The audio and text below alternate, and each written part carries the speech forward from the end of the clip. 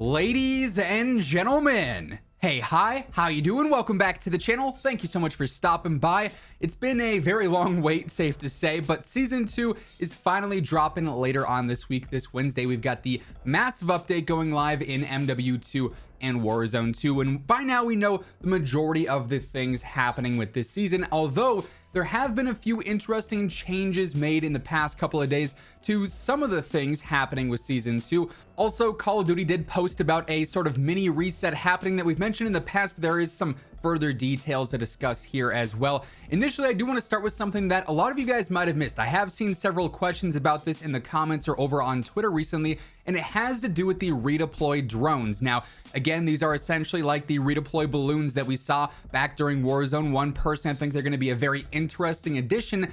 However, there's something that they actually sort of indirectly mentioned in the blog that is curious about them. In the redeploy drones section of the initial reveal blog for season 2, they say that this is going to be an in-season update, so this is obviously going to happen with the season 2 reloaded update probably towards the middle of March, but as of right now, they're only going to be for Resurgence on Ashika Island. They're not going to be available on Al Mazrah. So obviously the larger map where navigation can be a little bit more tricky or in sometimes a little bit more monotonous is not going to be getting any kind of redeploy drones, at least at first. You know, maybe further down the line, we see an update that brings them to Al Mazrah, but something to take note of if you are looking forward to using the redeploy drones, these are going to be exclusive to Ashika Island, which I find to be kind of curious because you'd think that a movement-based and a rotation-based feature like this would thrive on a larger map that has more precarious positions to rotate through or around, not the smaller map where action kind of flows into itself as time goes on. But we'll have to see how those play. But I did see a lot of people overlook the fact that this is a Resurgence only update, so just a little heads up there. You might want to take note of that for future gameplay endeavors. Now, with the launch of season 2, obviously we have the Ronin sort of mini event happening where we can earn the crossbow over time and some other rewards, and that's going to be free for everyone. Obviously, it'll be live in Warzone 2, DMZ, and MW2, but there's also some more free additional content coming just after the launch of season 2. However, this one is actually exclusive to just PlayStation. This is via the brand new combat pack coming in season 2. And the reason I wanted to touch on this is because we now have additional details on the other Ronin skins coming to the game, primarily the tier 100 skin. And I do think it's kind of odd that the Ronin skin for the combat pack, which I'll show you guys on screen right now, I think looks phenomenal. It's like the samurai outfit. I think it looks really cool. Keep in mind that this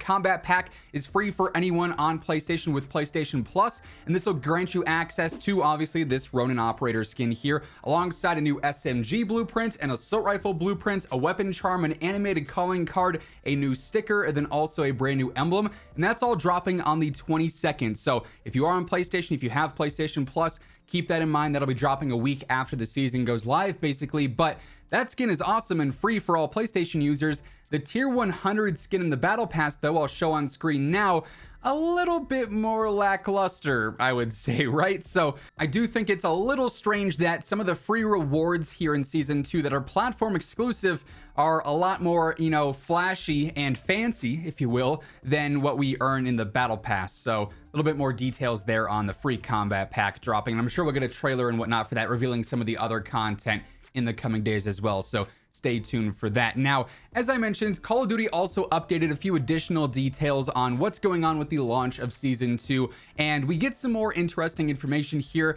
I won't lie, I think in general it is not a great look for both of these situations. As we get into this part of the conversation, quick reminder, if you guys are new here, every single day I got you covered with all things going on in Call of Duty. So if you want to stay up to date with everything, updates, patch notes, latest leaks and rumors, all kinds of stuff like that, feel free to hit that subscribe button. Join us on the road to 1 million. And if you guys enjoy the video, let me know by dropping a like on it as well. And also want to give a quick shout out to my friends over at Gamer Advantage. There's only a couple of days left to take advantage of the 24% discount that Code Immortal will get you on all red, pink, and purple frames on the site. Of course, everything else, all other colorways, Code Immortal gets you a 10% discount, but if you want to take advantage of that increased discount on those specific colors, that's only going on for a few more days. So link for that will be down in the description below.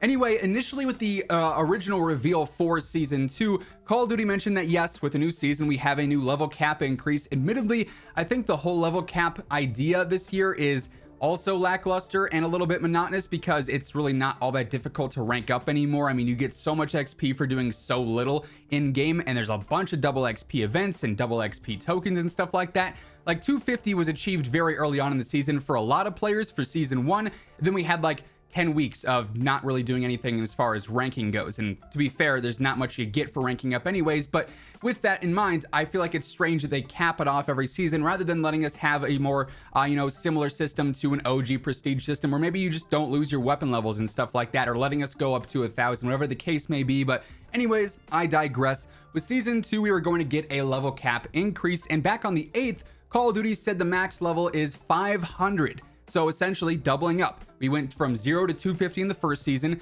250 to 500 for season 2, but they've now corrected that. They posted a tweet saying, correction, prestige rank will be capped at 450 this season, with prestiges 6, 7, 8, and 9 available to unlock. So we're now getting 50 less levels this season. I guess, to be fair, it's hopefully going to be a shorter season than what we had with season 1, which is like, what, 11, 12, 13 weeks long, something like that. But yeah, we're getting less levels this season for no real reason. So 450 is going to be the max that anyone can hit throughout season 2. And the next level cap increase will happen with season 3. And maybe we'll go up to 650 or 700. We'll have to wait and see for that. Then the final update that Call of Duty provided over the weekend is in regards to the Battle Pass. Now, keep in mind, a while back, I was actually talking about how the Call of Duty blog, when the Battle Pass first launched with Season 1, gave us this little particular paragraph, I guess. They say you can earn a maximum of 100 Battle Pass tier skips within a season, so for all 100 tiers, which will automatically be spent at the end of the season if you don't designate sector items you wish to unlock. So basically, if you do not spend your Battle Pass tokens that you have, they're going to be automatically spent, and they will unlock whatever content you can potentially earn in a predetermined path when the Season 1 Battle Pass comes to a close. Unless some of those Battle Pass tier tokens that you have are from your Vault Edition, which gave you 50 tier skips, those will carry over. However, anything you earned naturally in-game will not. And Call of Duty basically reiterated this by saying at the end of each season, any unspent battle token tier skips will be auto-spent on the remaining Battle Pass rewards along a preset path to complete the battle map. Any extra battle token tier skips that are not auto-spent will carry over to the next season. And the reason I wanted to bring this up is because their wording here is very weird. They say any extra battle token tier skips that are not spent are going to carry over, but you can't earn more than 100 battle token tier skips, obviously, for the battle pass. The extra ones are all of your Vault Edition ones. I don't know why they didn't just specify that outright, but I feel like this wording is very confusing for no real reason. So I want to give another PSA here in case you missed the initial video where we covered this, or in case you weren't fully certain what was going on with this tweet. Every battle pass token that you've earned just by playing is not going to carry over. If you're planning on saving 50 tokens because you don't like the season 1 pass and you want to use those 50 tokens for season 2, that's not going to work unless you got those 50 tokens from the Vault Edition. So if you got the Vault Edition, you're fine. You don't have to spend those tokens. That said, I'm not sure if there's a designated way to see which tokens are Vault Edition and which tokens are earned.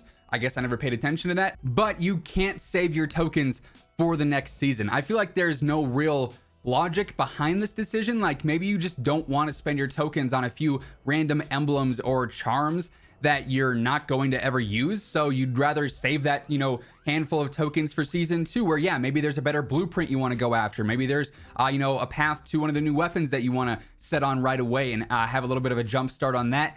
Just seems like a strange decision to reset all those Battle Pass tokens with every single season, despite you earning them and just choosing not to spend them. There's no real reason to ever save those, basically, according to this tweet. So definitely take note of that as well. So just a couple of PSAs across the board for you guys as we prepare for season 2. Of course, in the coming days, we're going to have even more reveals. The update itself will be going out with all the patch notes, all the changes. We'll be covering all that stuff as it happens. So feel free to hit that subscribe button, turn on those notifications to always stay up to date. And if you guys enjoyed this video, let me know by dropping a like on it as well. But that's going to wrap things up. Once again, thank you so much for tuning in. And until next time, take it easy, have an awesome rest of your day, and I'll catch you guys later. Peace out.